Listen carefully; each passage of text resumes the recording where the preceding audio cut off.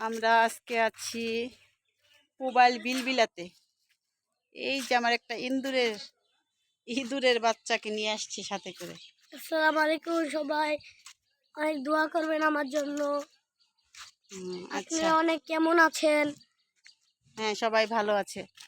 আমরা বিলবিলাতে আসছি, দেখি শুটিং করতে পারি কিনা। প্রচণ্ড রোদ উঠেছে, রোদ থাকলে তো আর কাজ করা যাবে না, ঘরের ভিতরে কাজ করতে হবে। তো দেখি এই যে স্পটটা দেখেন কত সুন্দর। দেখেন রোদের জন্য তো দেখা যাচ্ছে না, চারদিকে জঙ্গল আর জঙ্গল। আর ওই পাশে ধান কেটে সবাই ধান বের করতেছে। উফ, রোদের জন্য কিচ্ছু দেখা যায় না।